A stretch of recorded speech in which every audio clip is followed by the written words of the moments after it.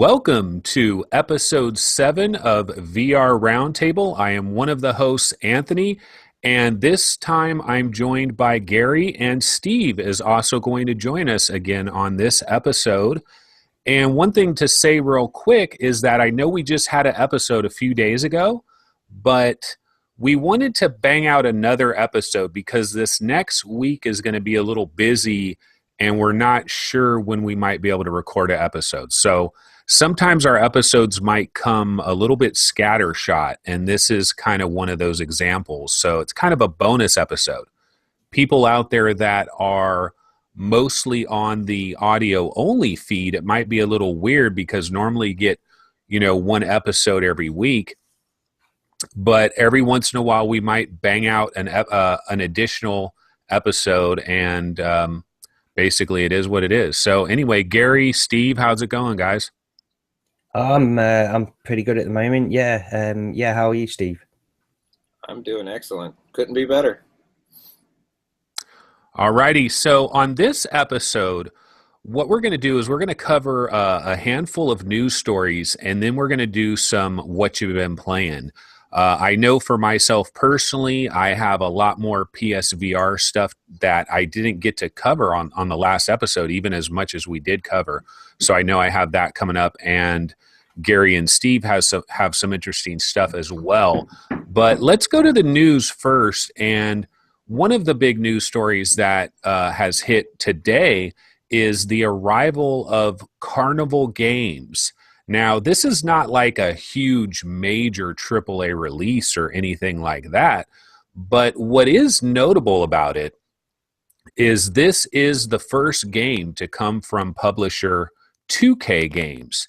And for those that have been covering VR for a while now, you might remember a number of months back, I don't know if it was like a full year ago or if it was like 8 months ago or how long ago it was, but a while back, Strauss Zelnick, who is the CEO of 2K Games, he was being interviewed and asked about whether or not 2K Games is going to be interested in virtual reality, and are they going to aggressively go after virtual reality and stuff like that. And Strauss Zelnick was pretty dismissive way back then. I remember he had a quote where he said something like, I just don't think people are going to dedicate rooms for this, and I just don't know that it's going to be that big of a deal, is what he made it sound like VR is too much effort, and he doesn't think the average everyday consumer is going to do all that. That's what he said, like, I don't know how many months ago it was that this happened, but now here they are. They have their first release, Carnival Games. It's a $20 title, I believe. I think it's available on Steam for both the Vive and Oculus, and it's also available today for PlayStation VR as well. Did you guys see this release of Carnival Games, and did you think about buying it, or what was your thoughts? Yeah, I did see it released, and it seemed to be getting some good reviews. The price of it seems maybe a little bit high for me at the moment, but there was one review that I saw where they said they were talking about how if you had kids, then this is definitely a good game for them to try. So I was thinking about it, but over here in the UK, it's £15.99. I'm not too sure exactly what that translates to over there in US dollars, but yeah, maybe if it was just a few pounds cheaper, maybe I'd go for it. But yeah, it's got 12 games, I think it said, 12 mini games included, and they seem to be quite wide ranging as well. So I'm interested in it, but yeah, I don't know what you guys think.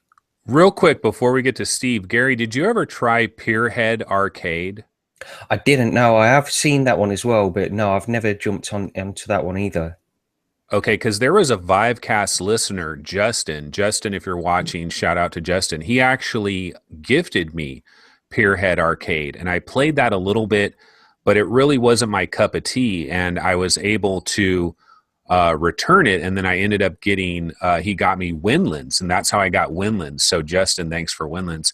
But Peerhead Arcade, I remember trying that briefly, and it's kind of the carnival game type thing, but with Carnival Games, you're talking about a major publisher, and like what we've seen on PlayStation VR is when you have like real deal professionals working on this game, sometimes all the little polish can make a relatively ordinary experience seem quite a bit better. So I think that could be a possibility for Carnival Games, but I'm not picking it up myself right now, but it is one I'm going to keep my eye on. Steve, any interest at all, or did you notice it? Or I noticed it, but I didn't have a lot of interest in it.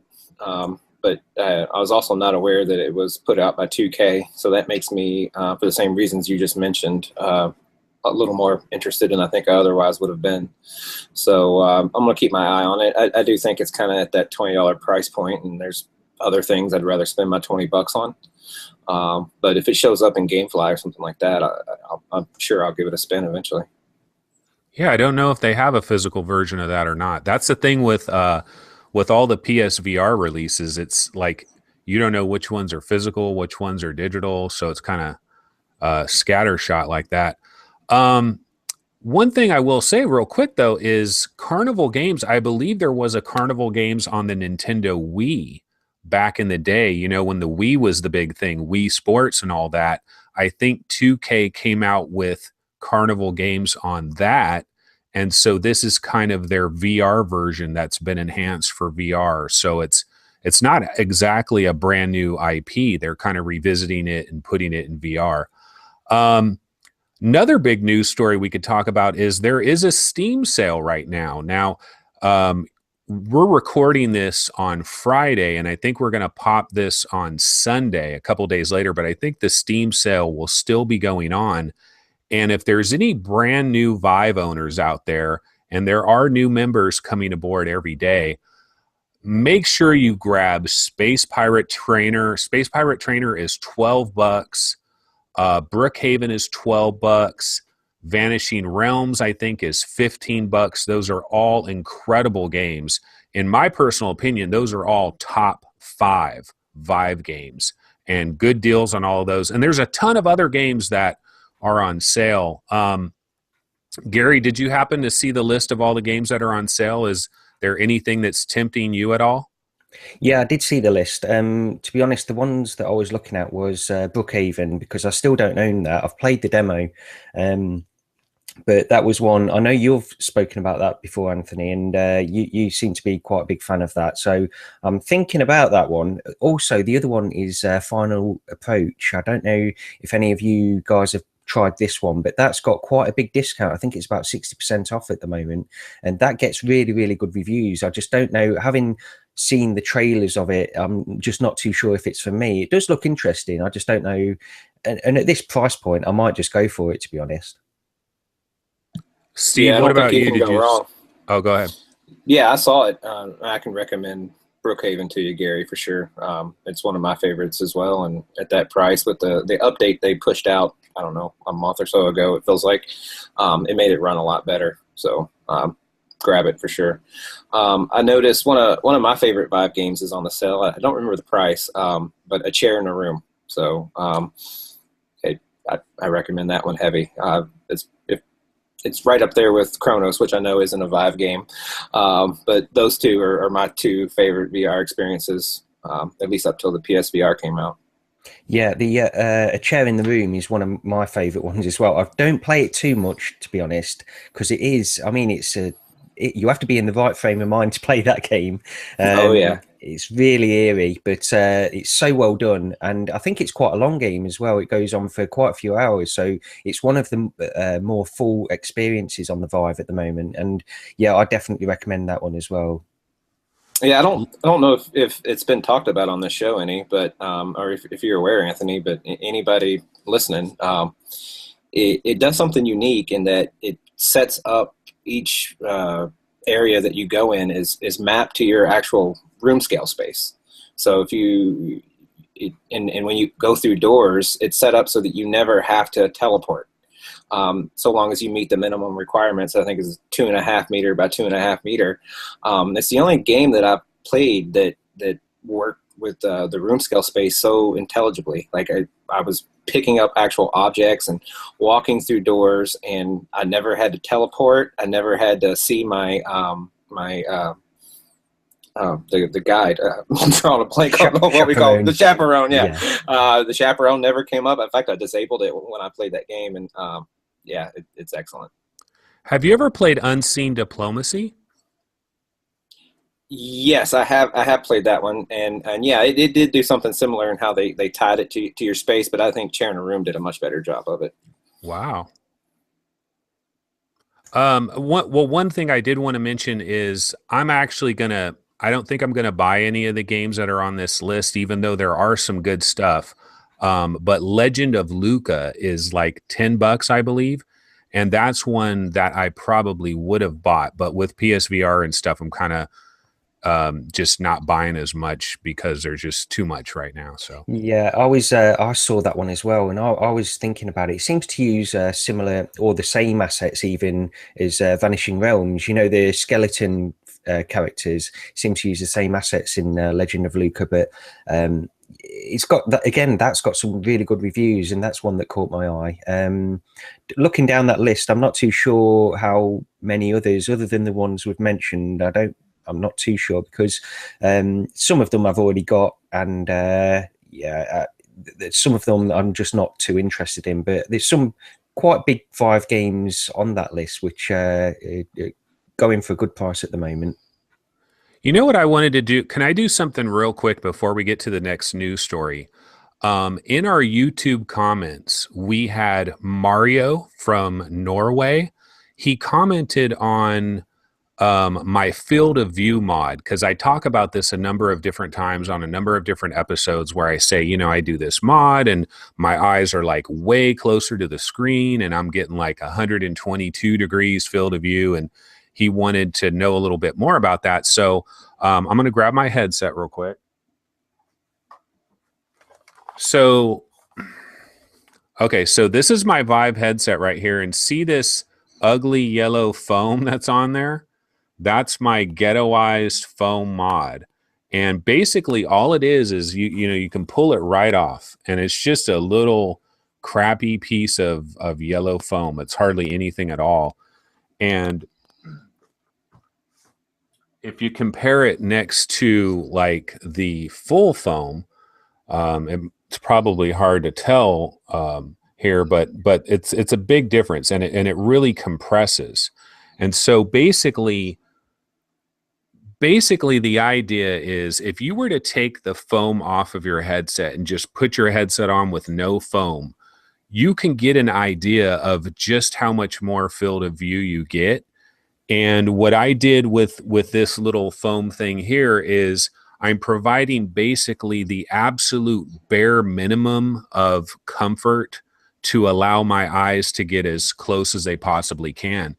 And I think what it does is you already have a sweet spot, okay, for the Vive. And it's not a super small sweet spot like it is in PlayStation VR. It's a little bit bigger, but you still have a sweet spot. And when you use that super thin foam, you're just getting your eyes that much closer to the screen, and the sweet spot is even bigger. And then on the periphery where it's kind of blurry, that part is less noticeable because you're closer to the screen, and so that part is even farther, more off into your periphery, and you do get this greater sense of immersion. My son, every once in a while, he'll want to play a Vive game, and he'll put the headset on and he'll be like, "Oh, no, give me the good foam, you know, the retail one or whatever." I put that on and he plays a game, and then later on I'm going to go put my Vive on, and I accidentally put it on with the retail foam, and it's all, you know, I turn the thing on and everything, and I'm like, "Wow, my eyes are so far away from the screen. This is such a night and day difference. It's crazy." There are people out there, though, that will say your eyes are not supposed to be that close to the screen. I think even somebody from Valve made a comment about how it's designed for your eyes to be a certain number of centimeters from the screen. And if you go even closer, there could be some extra eye fatigue or whatever. But for me, I haven't had any problems, and it's the best mod I've ever done. And also this type of foam, I mean, you can get a sheet of this at like some arts and crafts place of all kinds of various thicknesses and try them out. The other beautiful thing about this is you cut them out yourself, and you can cut out like 15 of them. And if you have a party with a bunch of people coming over, you just swap that thing off. You know, it doesn't absorb a ton of sweat, of course, not like the retail one. So if you're sweating heavily, you probably want the retail one. But it's nice to just swap it out, and it just sticks right on there. You don't need anything special. So anyway, just wanted to mention that for Mario, who was asking about it. Yeah, just quickly to mention the other thing you can do, because I still use the retail foam that you get on the Vive, but not long after the Vive came out, there was a guy on Reddit who posted some pictures of what he did, and what he did was the part that sits on your cheek, the bit of foam there, if you actually take that off of the Velcro at the bottom and just pull that down so it's slightly at an angle, that actually makes quite a big difference to field of view as well. You can get a little bit closer. I'm sure it's not as much of a difference as making a whole new gasket, foam gasket around it, but it does work quite well. And I have experimented a little bit with the foam gaskets. I don't think I've tried the right material, to be honest. Have you ever tried anything like that, Steve? No. As you can see, I wear glasses, and I'm not a candidate for contacts due to a cornea thing I got going on. But I did get the VR covers. They're leather product, and I cut a little slit in the sides and took some of the foam out where my glass frames are, and it sits on real nice. I get a little more reach than the retail cover, but I'm not getting anywhere near as close as Anthony is. I'm sure. I'm a little jealous. It's really nice, man. I tell you what, when I'm playing Space Pirate Trainer, and it's like I'm in that world more, you know what I mean? It's like you take your ski goggles and you just push them away and stick your head in there a little bit more, you know? Yeah. The okay, just one other quick news story that I saw. It's only a very small one, but I saw that HTC had partnered with, it says here it's Intercontinental Hotels in China, and they're bringing Vive to the hotel rooms. If you want to hire a Vive, you can do that, and they've got some a room set up where you can just try it first, I think, just try a few experiences, and then you can take it to your hotel room and just play a load of HTC Vive. I think it's using the Vive port thing on in the rooms themselves, and yeah, so you can hire a Vive in some Chinese hotels now, which it's a bit weird, but it might work out well for VR, I suppose. But it did show some pictures of the cases. We've got these sort of steel cases for the Vives, and it looks all well done, to be honest. So yeah, it'd be interesting to see how that turns out, and I wonder if it'll ever come over to the UK or to the US or anything like that. That seems a little crazy I mean, I know in the US, like, we've had things where, this is old now, but I remember they would give you like Nintendo 64s and stuff. You could get those in your room, or maybe it was like built into the hotel's desktop box, you know, that they would have on the TV, and you would get a Nintendo 64 controller and you could like rent games and stuff. I remember that. But I don't know. Where are they going to put the lighthouses? I guess they'll probably have little tripods or something. Yeah, I think it must be that you select, if you want to use the Vive, they must have the lighthouses already set up in the room, and then you just take the case with you and it's all ready to go. I mean, they must have, the thing is, yeah, they must have PCs, sort of tower PCs set up in the room as well. But I mean, it's not really something, they must have some person to come and show you how to use it, and it's not like the kind of thing that you can just set up a console. You can get a case and set up a console to the TV. It's a little bit more in depth than that. So yeah, I'm not too sure of the details. I do know great, that though. VR. Oh, go ahead, Steve. I was just saying, I think it's great, and the logistics seem like a little bit of a nightmare. And I don't know if it's in Hong Kong. You mentioned China, maybe it's kind of just in Hong Kong, but it's a good opportunity. I used to travel a lot for work, and I used to dream of VR when it was, you know, the DK1 and stuff being out, and I thought it would be a great travel companion. I used to carry my consoles with me and things like that, and so yeah, I would be a perfect candidate, or I would have been a perfect candidate for something like that. And if they can get the right price and get more exposure to people buying VR. I mean, we all believe that VR is the real deal. It's just getting people to put their face in one of these units and experience it for themselves. So that's yet another way of doing it.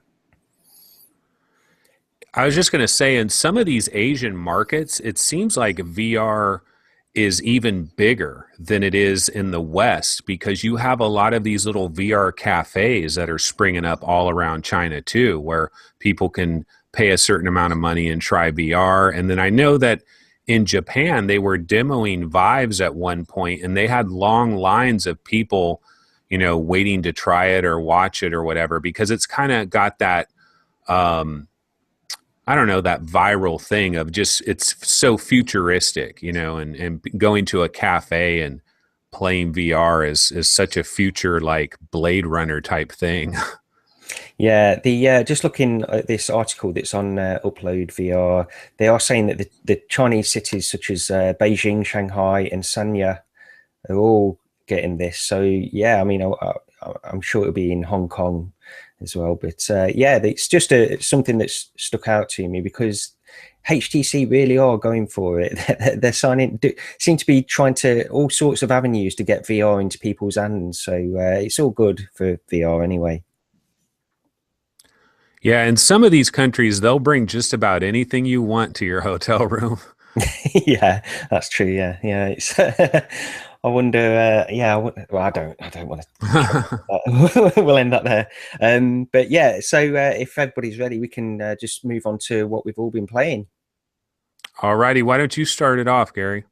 Yeah, I've just got a couple of things that I want to mention, because last week there were two games that I've been following for, well, one of them I've been following for a while, and the other one I learnt about just a couple of weeks ago. The first one I want to talk about is called Push for Emor. It's EMR. It's science fiction. I'll read the description for it actually, because it's pretty good. But so the description is: Push for Emor is an open world sci-fi first-person shooter RPG with light real-time strategy and building elements thrown in for good measure. Fight your way across 11 planets, engage in space combat, disable enemy craft and board enemy wrecks, explore abandoned space stations, and defeat evil planet governors. So you read that description and it sounds pretty good. Then you learn that this has been made by a single person team. Now, so that tempers your expectations a little bit for this game. But I've got to say that the guy that has made this has done an absolutely fantastic job so far. It's in no ways perfect. It is early access at the moment, and it's not even close to being perfect. But when you consider one person has made this game, and it's something that this is the type of game that I really wanted from VR for a while. And if you go in knowing that it's made by just one person, then I think you can still enjoy it for what it is at the moment. Now, you start off in like a space station, a mothership, and the thing that stuck out to me is you've got real sort of life-size human models, the character models, NPCs that you can talk to in this game. They've not got any voice acting or anything like that. It's all text-based. But it works well enough for the moment. And that was the thing. You start off in this space station and you see this guy ahead of you who's going to give you your first mission, and you can walk over to him. And it's like he is in front of you. I mean, the graphics are not fantastic. And like the lighting is all sort of slightly off, and it doesn't look like a current gen game or anything like that. So you need to, again, temper your expectations from a graphical point of view. But just seeing this character, this NPC you can interact with, and while you're talking to him, you've got other people that are just walking around you. This woman will walk past you, just going about her business, and you're getting your mission from this guy. And this all helps for the immersion of the game. And at the back of my mind, while I'm playing this, just this first little section, at the back of my mind, I'm just thinking how fantastic Fallout 4 VR is going to be, because this is sort of the type of game that I want. This is really the type of game that I want from VR.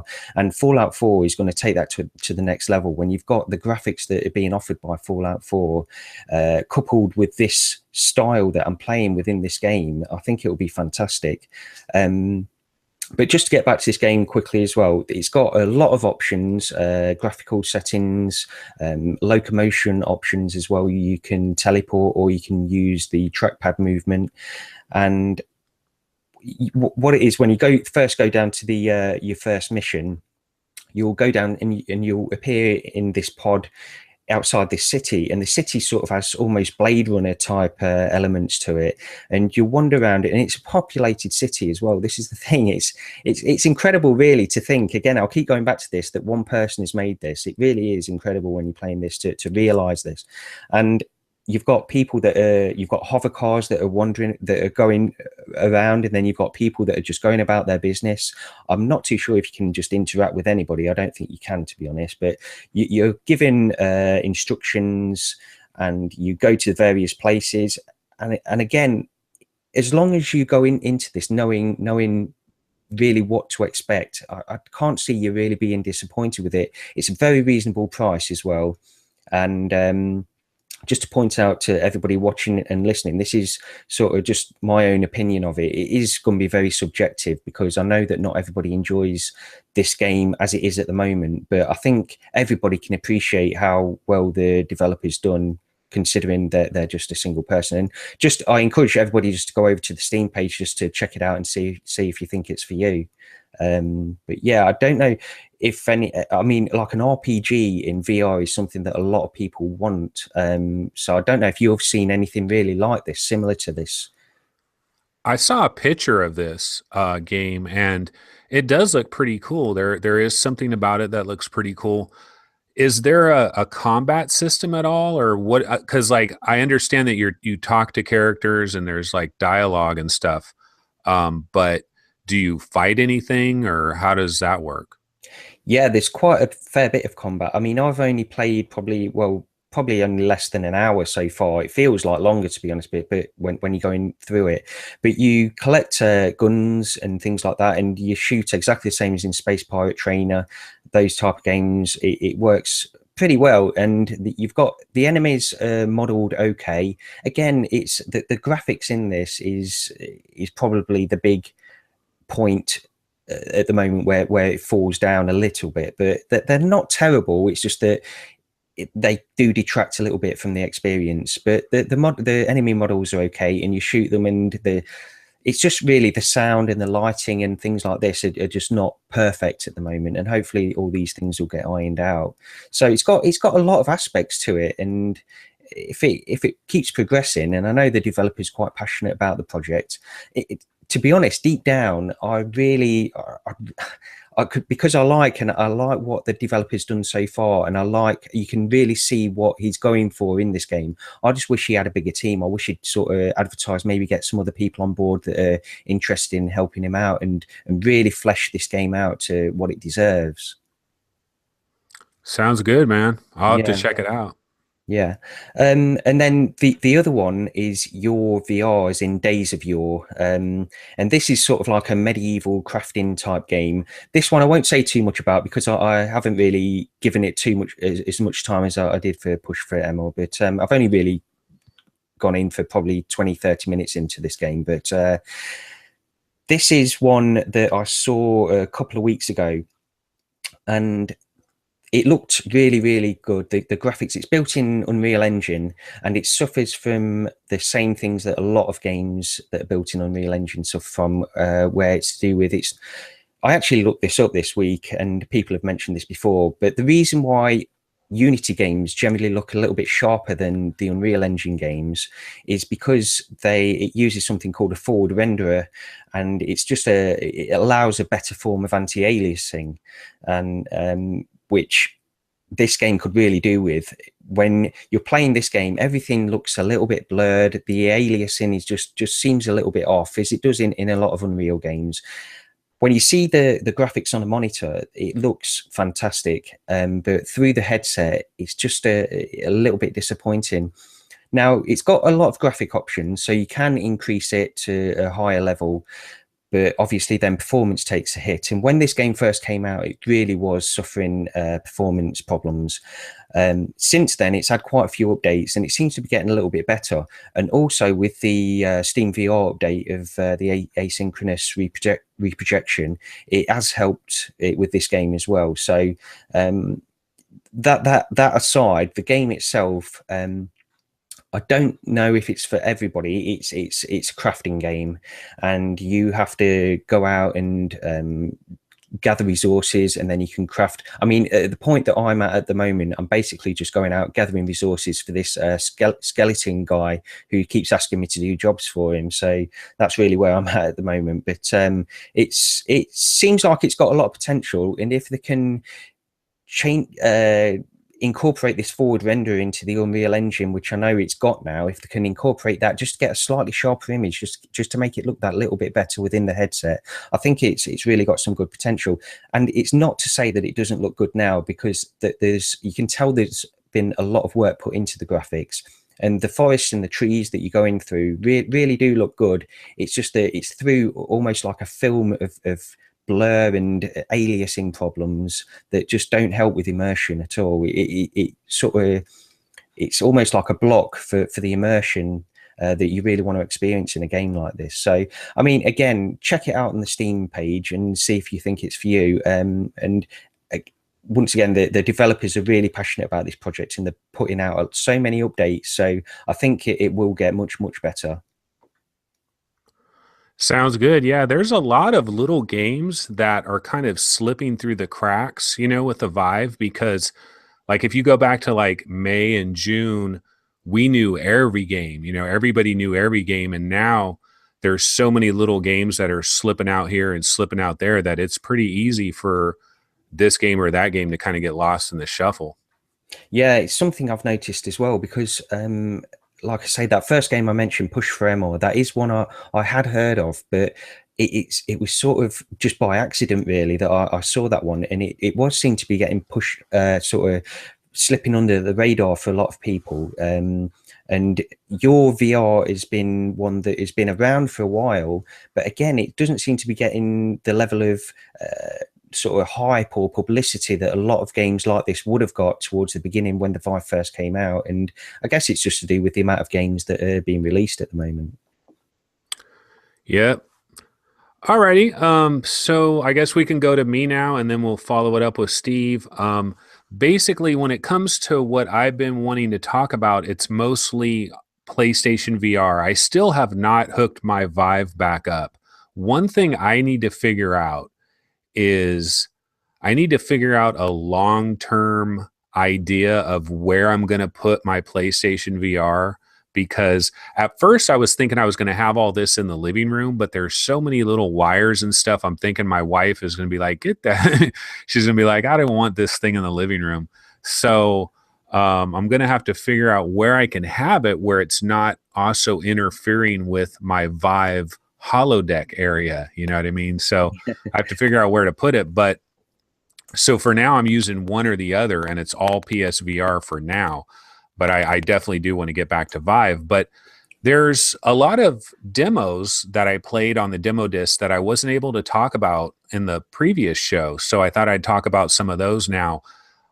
Gary, was there any particular ones that I didn't talk about last week that you really wanted to hear about, or do you want me to just go through random ones? Or I'm just trying to think, because on the demo disc over in the US, I think you've got actually more demos than we've got over here. So I'm not too sure exactly what extra ones you've got over there. So I guess, yeah, if you just go through some that stuck out to you, that'd be best.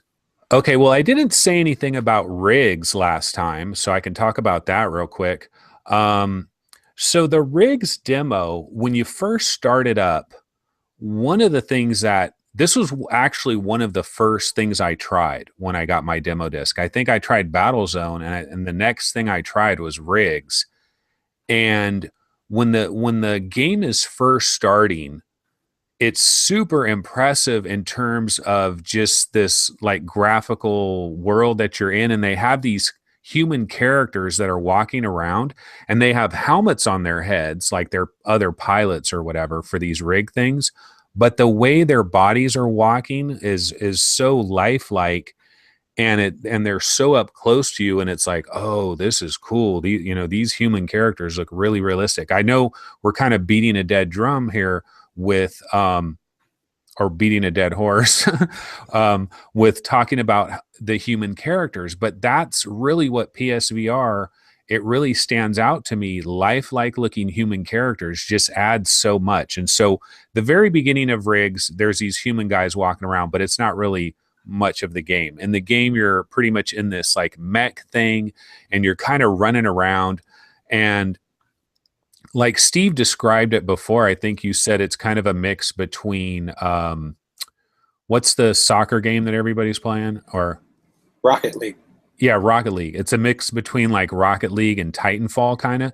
And that's a pretty good description, because you're basically running around this arena. You have certain guys you're trying to battle. You're trying to get your like power level up to a certain level, and you can try to score a point.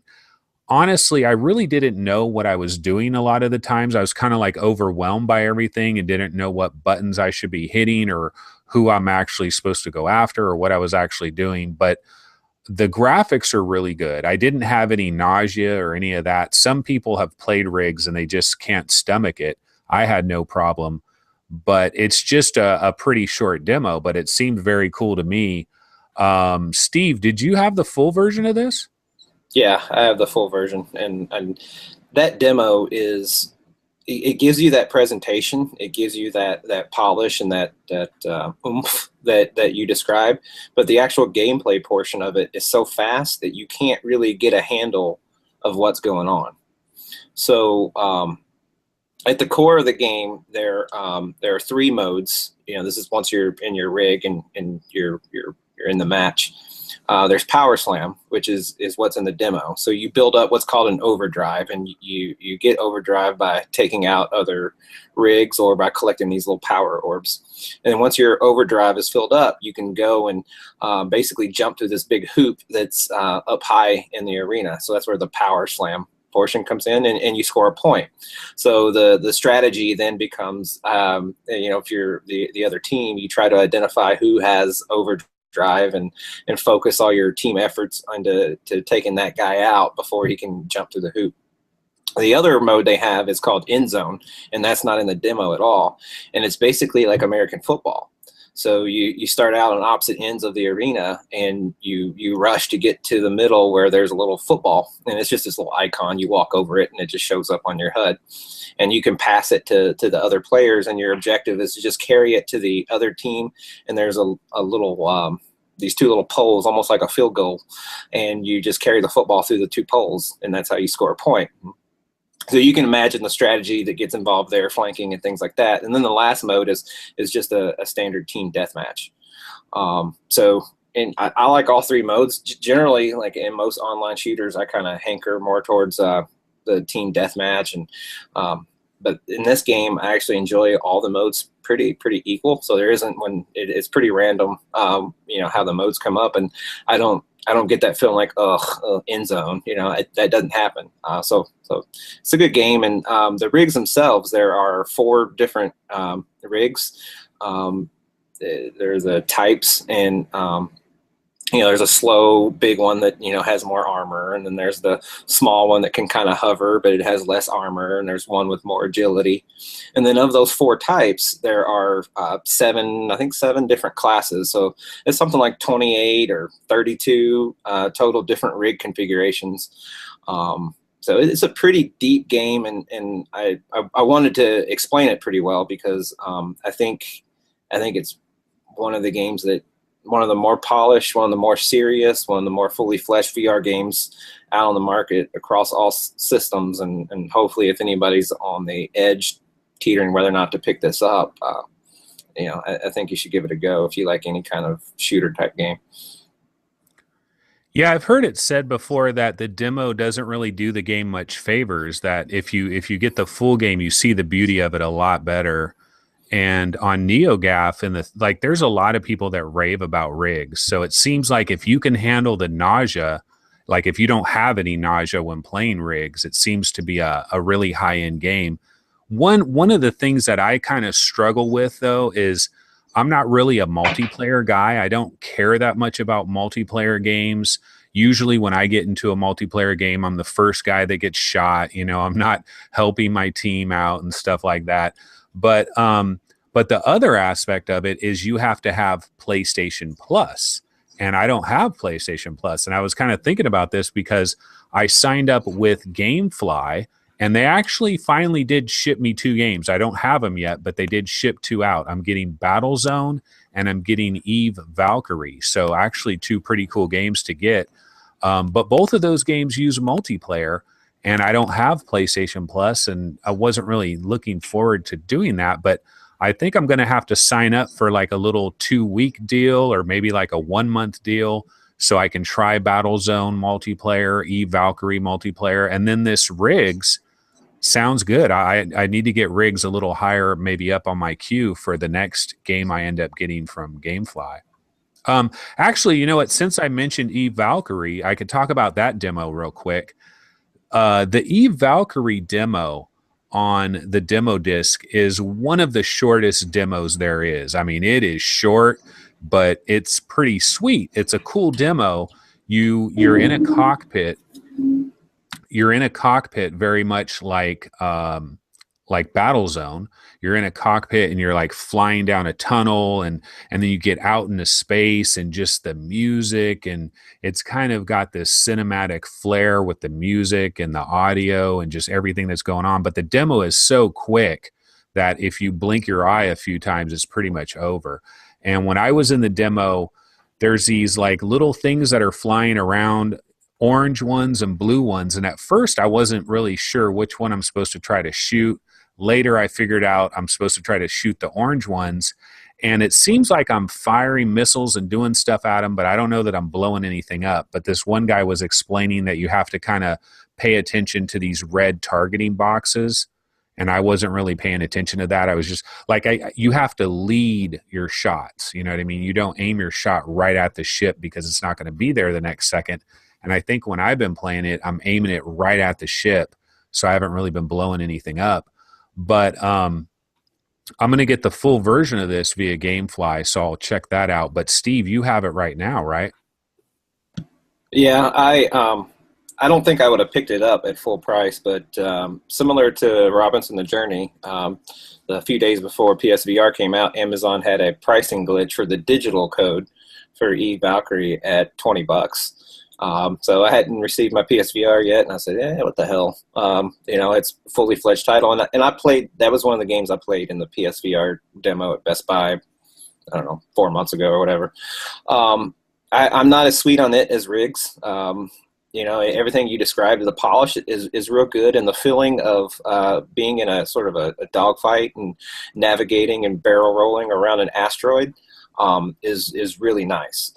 It is legitimately fun, but I ran into the same problem that you had, and I'm glad you put that tip out there, because I have to go back and play it again. But I got to the point where I was playing online and I couldn't get any kills. I would be just tailing somebody for multiple loops, wrapping around big spaceships and things, and I'm just waylaying on the trigger, and I'm not killing anybody.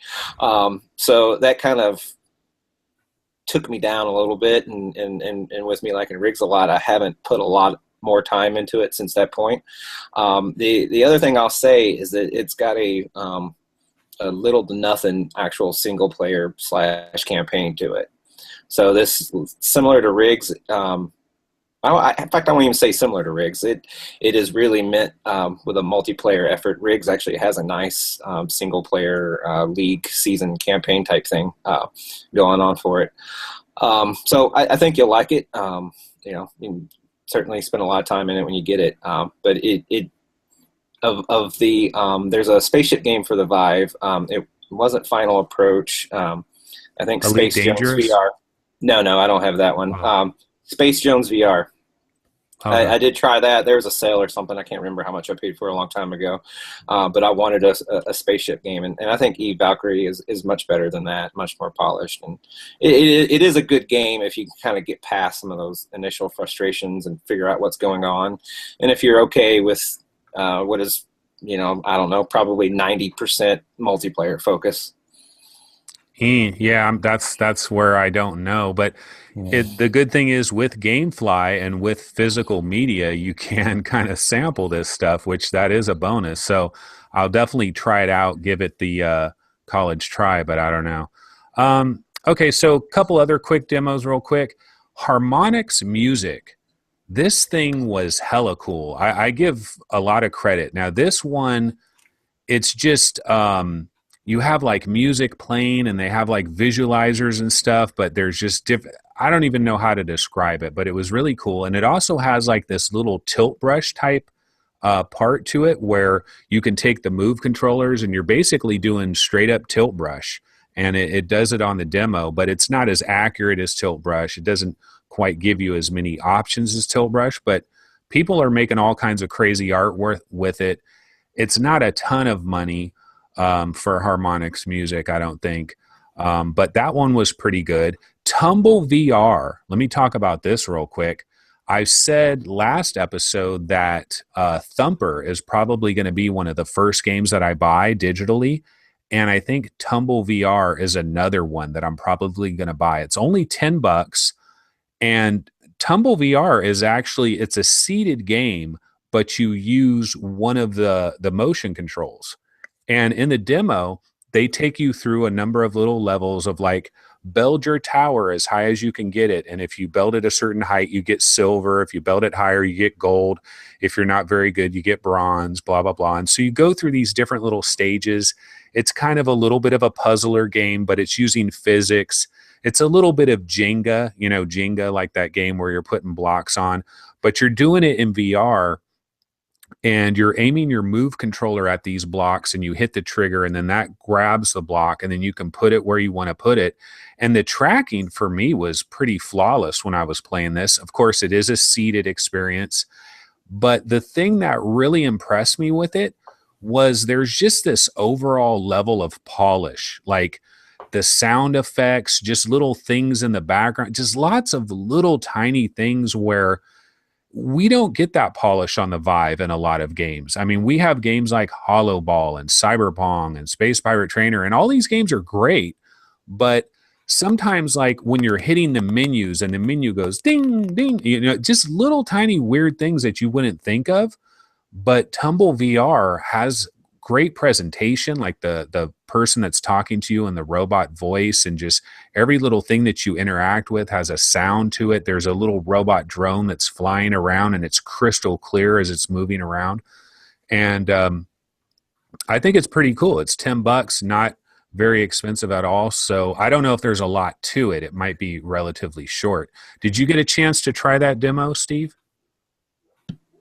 I tried it. I thought it was okay. I didn't like it as much as you. But yeah, I mean, it's a neat concept, and I think they, you know, it's a game where they set out to kind of prove a point with VR. You know, I can see, even though I'm not a big fan of it, I can see why people like it, and kind of more importantly, I see where this is maybe the executive push. It says, okay, we need a game that lets people understand what it's like to manipulate objects in 3D space. And it was clearly they were, they started from a tech demo and kind of worked it into a game, or they, you know, was setting out with that objective from the forefront, because it does all that stuff incredibly well.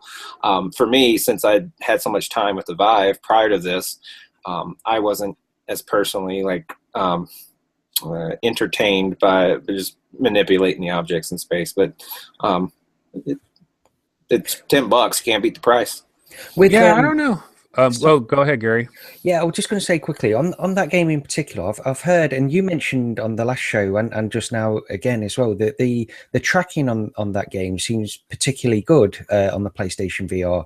And I just wondered, if it uses one controller, which is what I've heard, do you think that's something to do with it? Because the camera only has to track one controller. It's like instead of having to track two controllers in certain games like it has to do, if it's only got to track one controller, maybe it improves the performance of the tracking somehow. I need to play it again. When I played it, I was going through a lot of the demos, and I only played it with a DualShock. My motion controllers were charging at point in time. So maybe if I give it a go with the actual motion controller. But I guess my point, though, in response to your question was, with a DualShock, you only have the one, you know. So it would be interesting if one motion controller tracked better than two, and I would be doubly interesting as why wouldn't the DualShock then also have a similar benefit when you just have the one? Yeah, I don't think so. I don't think it's just you're manipulating objects, and if you had two move controllers, it'd get kind of like grab that object, right? You know, it's like you really only need one move controller. You grab that object, you stack it up or whatever. So I guess they don't. One of the weird things about PSVR, one complaint I do have, and this could be me being brand new to it and not having a good feel for it yet, is so many games that I play, I'm juggling the DualShock, two moves, my freaking headphone. You know what I'm talking about? I mean, there's a lot of like, you go into a certain game and it's like, okay, is this a move game? Is it two moves? Is it one DualShock? You know, some of these games you don't know until you're already in the game, and it seems like you got to have all of them turned on. And I don't know. I wish I could just, like, for example, let's say I'm going to play Batman, and maybe this is possible. I don't know, but I would like it if I could just go to my PS4 and turn the PS4 on just with the move controllers, like never turn on my DualShock. I don't even know if you can do that. And then go through the menu and select Batman and play Batman without ever turning on my DualShock. I don't know if that's possible, but I have noticed in a lot of these demos that it's like, oh, this game uses the move, so now I got to go get the move controllers. And then, oh, this game uses one move. Okay, put one down. It's just there's a little bit of juggling that goes on. Have you noticed that at all, Steve, or am I doing it wrong? No, you're right. In fact, I'm on the last level of Until Dawn's Rush of Blood. And the other day, I didn't go and finish that last level because I was already seated with my DualShock and had been playing, I think, RIGS. And I wanted to, but I didn't want to enough to get up and go get my move controllers off of their charger and, you know, turn them on and go through all that. If they'd been right there with me, I probably would have went into that game and finished it. So it is a thing, and I think you have to be intentional. You know, when you decide, hey, I'm going to go play some PSVR, you know, I'm going to play this, this, and this. And if I might be playing a motion controller game, I need to make sure I have them at my side. So that when I switch games, you know, I will say that I don't know for sure if you can turn it on with the move controller. I'd be surprised if you couldn't turn the PS4 on. However, navigating the menus with it is a pain in the rear. You have to hold the trigger button and then kind of point with it to move through the menus left and right and up and down. I wouldn't want to really have to do any kind of significant menu navigation with the move controller. Yeah, lately what I've been doing is I've been taking all of that stuff and putting it by my left foot. And then so I always know, okay, reach down by my left foot. And that's where the move controllers are, or the DualShock, or whatever it is. Okay, so we're running a little bit long here. I just want to get into one last demo before we turn it over to Steve real quick. He has one big game to talk about real quick. But the one last demo I wanted to get in on this show before we move on is the PlayStation Worlds. No, wait, which one is it? Well, PlayStation Worlds. Okay, it's the PlayStation Worlds demo. And the crazy thing is I don't even want to talk about the actual demos in PlayStation Worlds. What I want to talk about is these balls that are floating when you're like choosing what game to play. Did you screw with those at all, Steve? Because you can take your DualShock controller. Like when you first start PlayStation Worlds, there's this like globe that's floating in front of you. And you could take your your DualShock, and you can like smash it into this ball. And as soon as you touch the ball, it like rumbles your controller in a very good way. It's like almost haptic feedback, but it's not. But it's just the visuals combined with like the rumble that you get when you're running your controller through it is really good, man. I was pretty taken aback by it. And when you go to the different sections, like if you go to the ocean descent one, it's like a ball of water, and you run your controller through it and the water splashes around.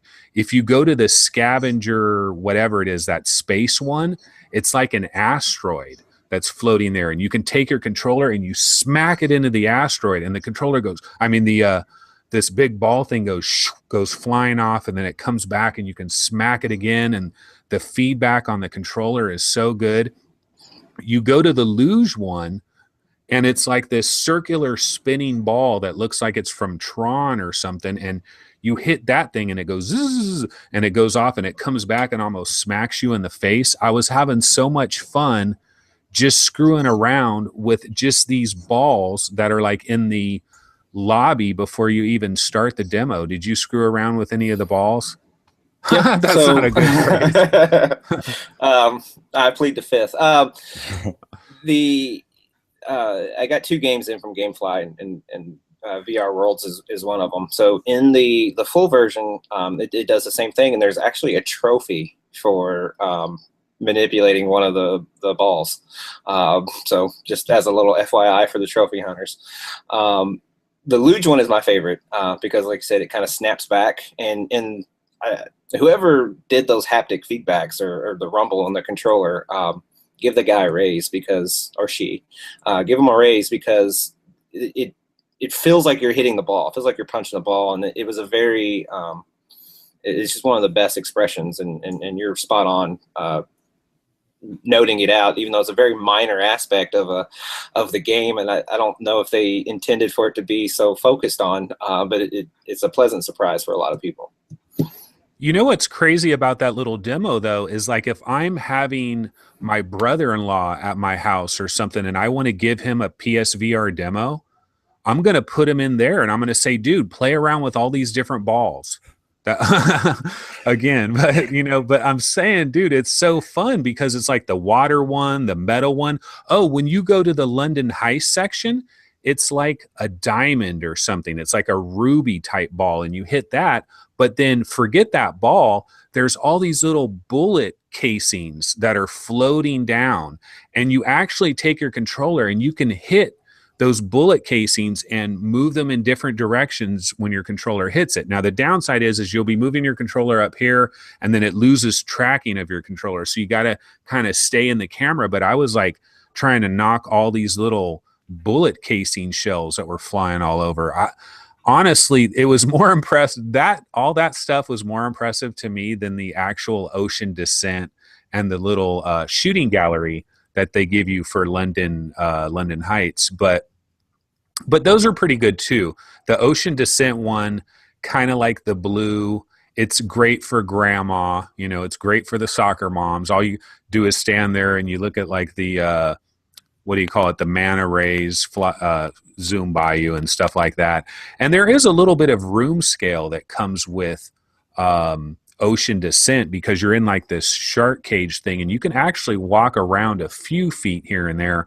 But I went all the way over to one side and kind of stuck my head over the ledge and my headset went dark. So it has kind of a limit of how much it can do.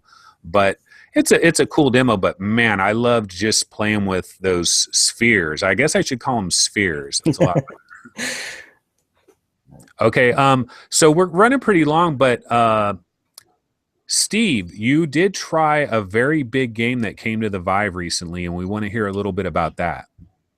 Okay, a couple other just short points. It's Halloween, or it's getting ready for Halloween. So I went back to the Vive and I checked out it's on sale for 89 cents, The Frightening. You're a fan of Kitchen based on the show you did earlier this week. The Frightening is another one of those things. So if you're throwing any kind of Halloween party, it's a passive experience. It doesn't really require any controller interaction. You just sit there and get the bejesus scared out of you.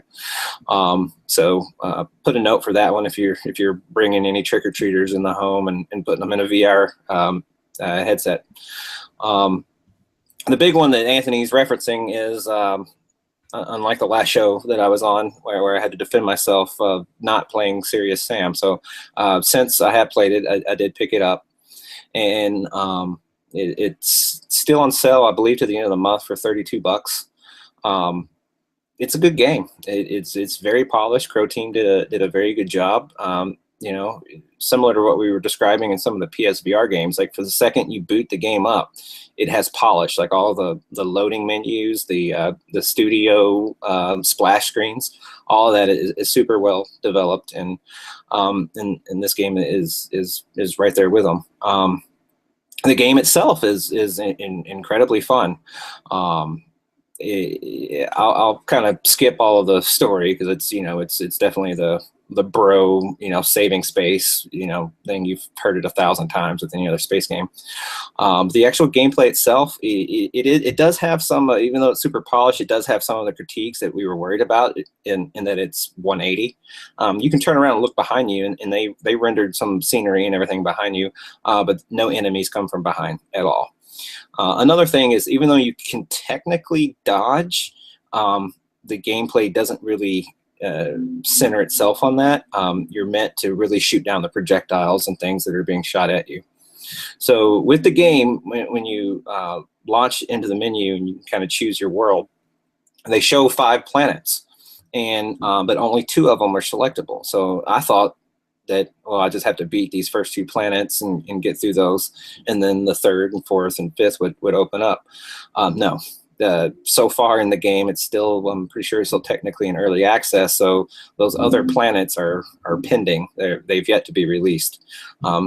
Presumably you will get them for your 32 or 40 bucks if you buy it full price. But in each planet, or at least the first 2 that I played, there were 4 little stages in each. So they don't really do a wave thing. It is essentially in waves because each stage is a wave, but when you beat each stage, you actually move on to another location. So it's done really well. The levels are really pretty and are semi-destructible.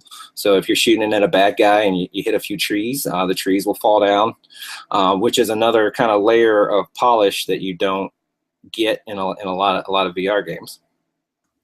One complaint that I have, though, is that you have to do a lot of ammo management. You know, you start off the first level with just a couple pistols, and you get points or credits, and then in between stages you can buy new guns and replenish your ammo for the guns that you have, and also replenish your life. And there are times where I was playing really well, and you know, I'd run out of ammo, and I'm kind of fidgeting through the menus trying to select a different gun, and you know, it kind of caused me some problems. But other than that, so, you know, it's hard. You know, 32 bucks for me is not the same as 32 bucks to another person. For me, it's hard to recommend it at that price. If it was 20 bucks, I think I would be recommending it from the rooftops. At 40/32, it's really, you gotta assign your variable, your value to the money on it. It is something that when people come over to demo, I think I'll show it to them. It's kind of right there. You know, I won't show them to them immediately. You know, I'll start with the basics like the lab and Zortex and you know, the blue. But as they kind of work through, and depending on how long they're over, it is that quality. It is something that I would insert into the highlight reel of the Vive catalog. And just 32 bucks, I'm not sure it's worth that much. Of all the wave shooters you played, what would you say is the #1 wave shooter for you? Like, if you could only keep one wave shooter on the Vive, which one would you keep? It's hard. You know, if I ignore value, I think I would choose Serious Sam over Space Pirate Trainer. Ignoring the entry price. Factoring in the entry price, I would say Space Pirate Trainer. Serious Sam, especially if they open up those other planets, it has a lot more variability to it. But at the same time, unlike with Space Pirate Trainer, it really depends on who you are as a player. A lot of the people that are really into that game are interested in the leaderboards and trying to you know, get into the top 10 global and things like that. There isn't any of that in Serious Sam, or at least not that I noticed. So it really depends on I guess how you value it. But me personally, setting money aside, I would choose Serious Sam over Space Pirate Trainer. Well, that's a pretty high compliment. Gary, what about you? Answer that same question. Like, if you could only keep one wave shooter, which one would you go with? I think to be honest, at the moment, because I still haven't played Serious Sam, but I think Space Pirate Training for me is the one I'd probably go for. I mean, Raw Data is a fantastic game, and I really do enjoy that, but it's quite intense. It's more intense than Space Pirate Trainer, I find. And you can just go into Space Pirate Trainer and just have a bit of fun for 10, 20 minutes. Whereas in Raw Data, you really do feel like you're under a lot of pressure to get through the whole level. So I'd probably go for Space Pirate Trainer, and again, it's a good game for demoing to people. But with Serious Sam, I was going to ask you, Steve, what do you think is is it a satisfying shooter when you shoot the guns? Does it feel satisfying? Because that's one thing about Space Pirate Trainer that really stands out. Yeah, you get some of the I think the Tommy gun and the what do they call it, the mini turret gun where it's got a spool up. Yeah, and it's totally like Dude Bro type game. Like the music, like you launch into some of these levels and they got some Metallica-esque background music going. There's a lot of crunch on the guitar, and you're just laying out all these aliens, and you feel pretty powerful. And so they nailed that feeling of it. There were a couple moments, I'm sure if I saw a picture of myself, I was grinning. The old Serious Sam games, I always remember that you would have these guys coming at you, like screaming at the time, like, ah, and they're just running straight at you. Do they do that in this game? Oh, yeah. Those are the little suicide self-bombers. Yep, they come, and when they get close, you hear them screaming. And it works in the binaural audio. You can localize them based on audio only. And, yep, if they get too close, they explode on you and take a lot of health away. Okay, so like if you didn't shoot at all, when they get super close, they explode.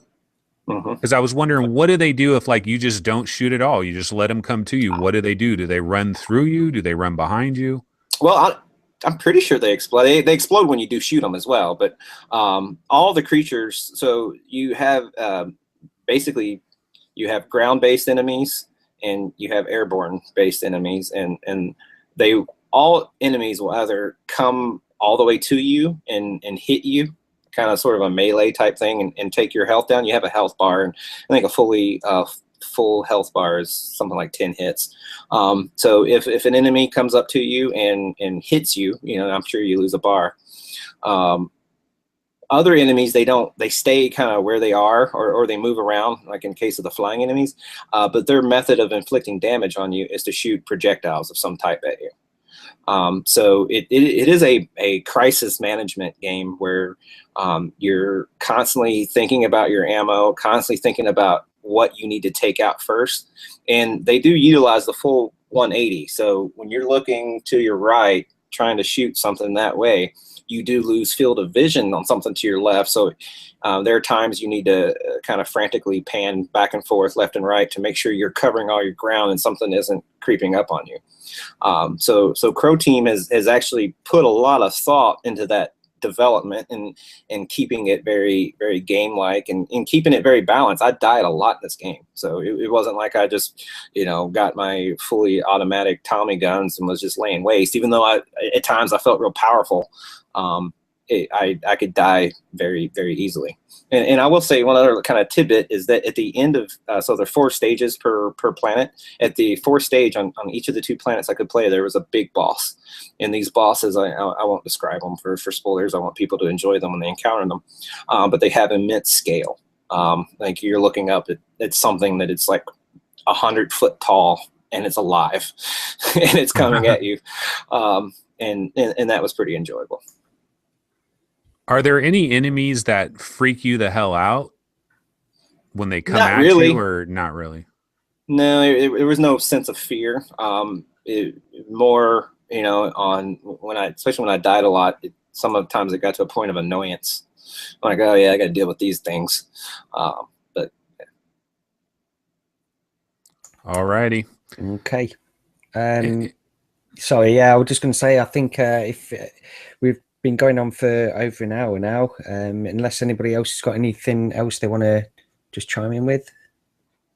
Yeah, no, that's pretty much it for me. I was going to say, Windlands came out for PSVR. I don't know if you heard about that, and a ton of people are playing it and really loving it. And in the PSVR subreddit. I've seen a ton of people talking about Windlands, and I've always been a huge fan of that game. So that's cool that, you know, they're being able to be seen by a whole new group of gamers. The same thing is going on with Brookhaven too, actually. Yeah, the Windlands thing, everybody really seems to enjoy that. And that's one game I remember mentioning a few weeks ago. It doesn't use the Move controllers, but it uses the DualShock. But it does work really well with the DualShock, actually. I've got to say, it's surprising. I didn't expect it to. But yeah, the developers are not going to be using the PlayStation Move controllers for, well, various reasons, I think. But yeah, it does work really well, and everybody seems to be enjoying that game. So that's really good. Yeah, that's basically it. So that's going to wrap it up, guys, for episode 7 of VR Roundtable. We always ask if you could possibly leave a comment on the YouTube video. And if you're listening to the audio only podcast, if you can possibly leave a review on iTunes, that would help us out a lot. And I'm not sure when our next episode is coming, but we will definitely have an episode in the near future. So look out for that. And we'll see you guys next time. This is Anthony signing off. Cheers. This is Reckoner, Gary, signing off too. Steve is out.